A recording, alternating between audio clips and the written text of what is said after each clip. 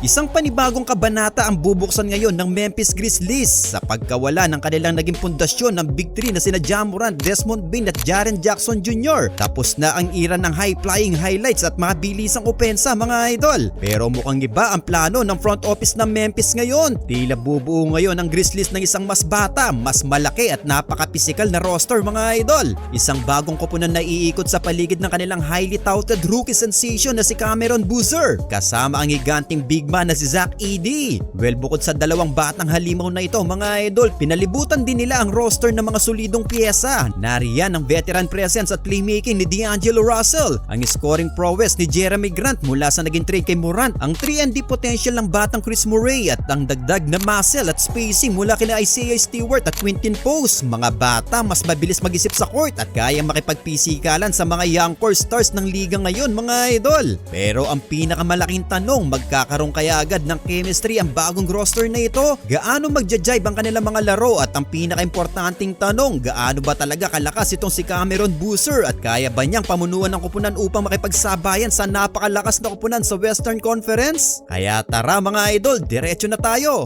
Bago natin pag-usapan ng chemistry ng buong team, kailangan muna nating intindihin kung bakit si Cameron Boozer ang napiling maging bagong mukha ng prangkisa. Hindi biro ang batang ito mga idol, anak siya ng dating NBA All-Star na si Carlos Boozer. Pero ang laro niya ay may sariling tatak at hindi nakadepende sa pangalan ng tatay niya. Sa kanyang paglalaro sa Duke Blue Devils sa college, nagtala si Boozer ng isang nakakamanghang numero, averaging 22.5 points, 10.2 rebounds at 4.1 assists per game. At hindi lang yan puro sa ilalim mga idol. Bumabato rin siya ng 39.1% sa 3-point line at 55.6% naman sa field. Sa sukat na halos 6'9" at bigat na 250 pounds, may katawan na siyang pang NBA center mga idol, pero naglalaro sa power forward position. Well, bakit siya ang perpektong leader para sa Memphis ngayon? Well, una ang kanyang basketball IQ at playmaking mga idol. Hindi siya yung typical na rookie na umaasa lang sa athleticism. Si Boozer ay tinatawag ng mga NBA scouts na mini Tim Duncan o Al Horford vibe dahil sa kanyang pasensya sa laro. Kahit naka-double team, kaya niyang hanapin ang open man ng walang kaba.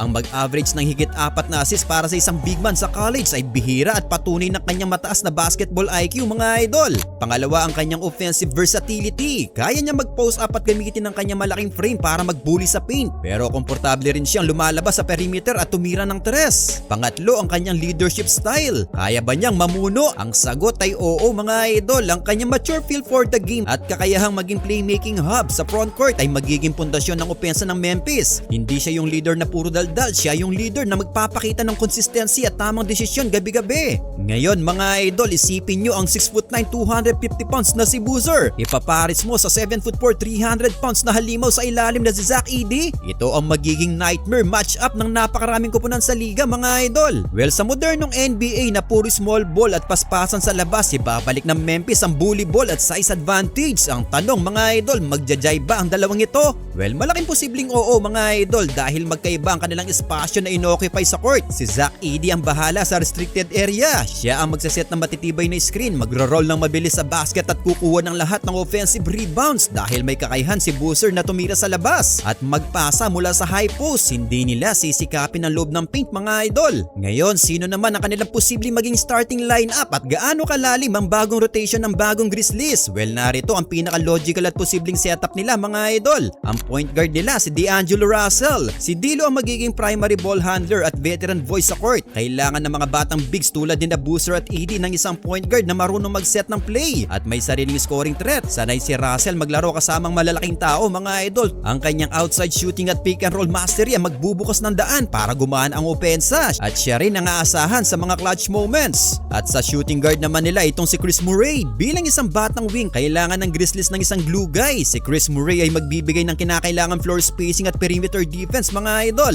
Hindi niya kailangang humawak ng bola ng matagal. Ang trabaho niya ay tumakbo sa transition, tumira ng catch and shoot threes at dumepensa sa best wing player ng kalaban upang hindi masyado mapagod ang mga stars nila. Small forward si Jeremy Grant. Ito ang pinakamalaking makikinabang sa trade na nangyari. Si Jeremy Grant ay isang proven 20-point scorer sa NBA. Siya ang magiging go-to isolation scorer ng team kapag bumagal ang pensa at kailangan maka-score. Ang kanyang athleticism at length ay perpektong pandagdag sa medyo methodical na frontcourt ni na Boozer at ED. Isa rin siyang elite help defender na kaya mag-switch sa iba't ibang posisyon mula guards hanggang bigs mga idol. Power forward ay itong si Cameron Boozer, ang kanilang rookie cornerstone. Siya ang magiging secondary playmaker at versatile threat na kayang sumalpok sa loob at tumira sa labas. At ang kanilang nasa center position walang iba mga idol kundi itong si Zach ED, ang tagabantay ng pintura, ang rim protector at ang ultimate lob threat. Well, paano naman ang kanilang bench at depth? Dito magiging mapanganib ang Memphis mga idol dahil hindi lang puro starters ang aasahan nila. Nandyan din sila Isaiah Stewart, isa siyang perpektong backup big man na magbabalik ng grit and green culture ng Memphis. Si Stewart ay napaka-physical na defender, magaling kumuha ng rebound at mahusay ang tiyempo sa pag-block. Kaya niyang ipahinga sina ED at Boozer nang hindi bumababa ang intensity at physicality ng team sa loob ng court.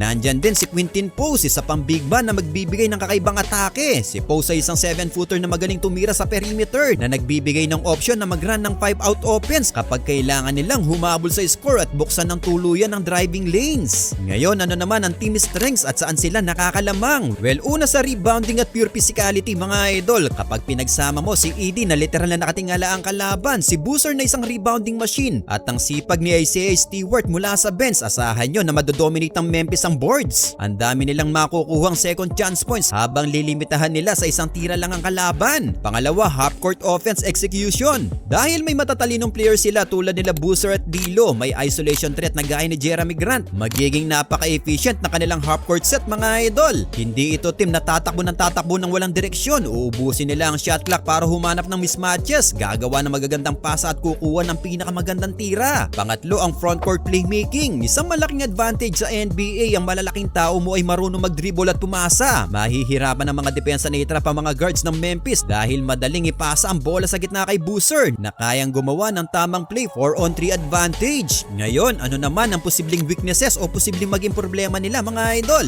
Well, una na dyan ang pace sa transition defense o kabagalan. Ang modernong NBA ay napakabilis. Sa mga teams sa West tulad ng OKC Thunder at San Antonio Spurs ay siguradong tatakbuhan sila ng gusto mga idol dahil malalaki at mabibigat sina ED at Boozer. Baka mahirapan sila makabalik agad sa depensa o transition defense kapag nag-miss sila ng tira o nagka-turnover. Kailangan nidikta ng Memphis ang mabagal na tempo ng laro para manalo mga idol. Pangalawa, ang perimeter defense at point of attack. Nawala ang depensa ni Marcus Smart at Desmond Bane. Sino ngayon ang didepensa sa mga mabibilis na guards tulad nila SGA, Stephen Curry o De'Aaron Fox? Si D'Angelo Russell ay hindi kilala bilang lockdown defender mga idol. Bagamat mahaba sina Chris Murray at Jeremy Grant, kapag naiwanan ng mga guards nila sa labas, mapipilitan si Zach ED na lumabas sa paint para mag-help defense. Bagay na mag-expose sa kakulangan niya sa lateral quickness. Pangatlo at panghuli ang chemistry at shot distribution. Malaking adjustment para sa mga veteranong tulad ni na Jeremy Grant at D'Angelo Russell na ibigay minsan na manibela sa isang rookie. Sanay si D'Lo na hawak ang bola mga idol at sanay si Grant na kumukuha ng maraming tira. Paano nila hahatiin ang bola nang hindi nagsasapawan? Paano kung maghanap ng sariling diskarte si Boozer? Dito masusubok ang galing ng kanilang coaching staff. Well, ang pinakamalaking tanong mga idol, kaya ba nilang makipagsabayan sa Western Conference? Well, ang Western Conference ay isang literal na bloodbath mga idol. Bawat gabi ay parang playoff game sa tindi ng kompetisyon. So real talk tayo mga idol, sa unang taon ng bagong roster na ito, baka hindi pa sila instant na maging contenders. Gayon pa man, isa silang team na walang gustong makalaban. Bakit? Dahil bubugbugin ka nila sa court. Pagkatapos ng laro laban sa Memphis, siguradong masakit ang katawan ng mga kalaban dahil sa banggaan kina ED, Boozer at Stewart. Isa silang match-up nightmare mga idol. Kung gusto naman ng kalaban mag-small ball, paparusahan sila sa rebounds at post-up ni na ED at Boozer. Well, kung magja-jive agad ang kanilang chemistry, kung mag-step up si D'Lo bilang mature leader, kung tatanggapin ni Jeremy Grant ang role bilang dominant two-way wing, at kung maita-translate ni Cameron Boozer ang kanyang dominanting laro mula sa college papunta sa NBA nang walang palya,